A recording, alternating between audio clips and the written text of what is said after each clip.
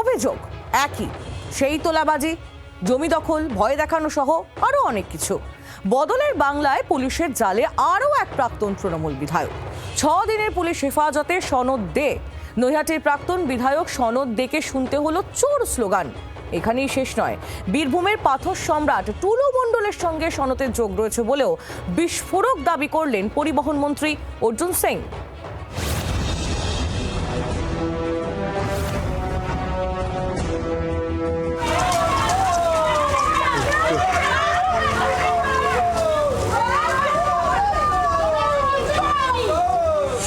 ছিলেন অ্যাম্বুলেন্স চালক, তৃণমূলের নাম লেখাতেই আঙুল ফুলে কলা গাছ। কোটি কোটি টাকার মালিক হয়ে যান নৈহাটির প্রাক্তন তৃণমূল বিধায়ক সনদ দে। তোলাবাজি, জমি দখল, ভোট পরবর্তী অশান্তি সহ বহু অভিযোগে শনিবার ভোরে দত্তপুকুর থেকে সনদ দেকে গ্রেফতার করে পুলিশ। 2021 এবং 2024-এ ভোট পরবর্তীতে বিভিন্ন মানুষের উপর তিনি অত্যাচার করেছিলেন, এমনটাই কিন্তু তার বিরুদ্ধে অভিযোগ রয়েছে। নৈহাটিতে প্রচুর মানুষ মারা যাচ্ছিল সেই সময় ডেঙ্গু সচেতন আন্দোলন করতে গিয়ে। আমাকে সর্বসমক্ষে নৈহাটির মিউনিসিপ্যালিটি গেটের সামনে মেরে রক্তাক্ত করে ফাটিয়ে ফেলে দেওয়া হয়। আমার থুতনি, আমার বাঁ হাতের কুনুই, ডান হাতের হাঁটু ফাটিয়ে ফেলে দেওয়া হয়। অ্যাম্বুলেন্স চালক থেকে কিভাবে কোটি কোটি টাকার মালিক সনদ দে? জাল ওষুধের ব্যবসা থেকে সরকারি টেন্ডার, রাস্তা নির্মাণ সহ বহু সরকারি কাজে দুর্নীতির অভিযোগ রয়েছে সনদের বিরুদ্ধে। সনদ দে একটা অ্যাবসলিউট ক্রিমিনাল। আমাদের মহিলা মোর্চার কর্মীদের বাড়ি লুটপাট করিয়েছিল। মায়েরা, দিদিরা, বোনেরা, সাধারণ মানুষ ক্ষমা করে। দিন কয়েক আগেও প্রাক্তন তৃণমূল বিধায়ক সনদের বাড়িতে তল্লাশি চালিয়েছিল পুলিশ, আর সেই সময় বাড়িতে ছিলেন না সনদ। তারপর থেকে তার খোঁজ চালাচ্ছিল পুলিশ। অবশেষে পুলিশের জালে নৈহাটির প্রাক্তন তৃণমূল বিধায়ক। 2024-এ নৈহাটি উপনির্বাচনে জয়ী হয়েছিলেন সনদ দে। ওই বছর লোকসভা ভোটে পার্থ ভৌমিক তৃণমূল সাংসদ নির্বাচিত হওয়ার পর আসনটি ফাঁকা হয়। পার্থ ভৌমিক ঘনিষ্ঠ হওয়ায় নৈহাটির উপনির্বাচনে জয়ী হন সনদ দে।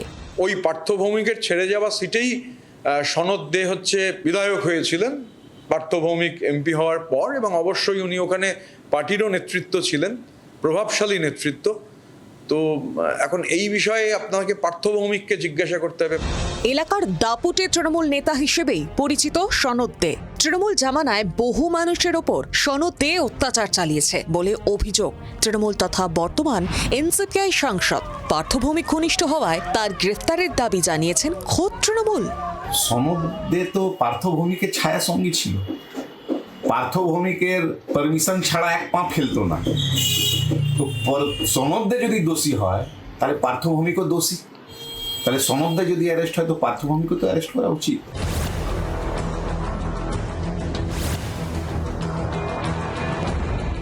সম্প্রতি চর্চায় রয়েছে বীরভূমের পাথর সম্রাট টুলু মণ্ডলের টাকার পাহাড়।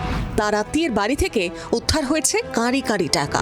সেই টুলু মণ্ডলের সঙ্গে সনদের যোগ রয়েছে বলে বিস্ফোরক দাবি পরিবহন মন্ত্রী। টুলুর সঙ্গে সনদের যোগাযোগ আছে।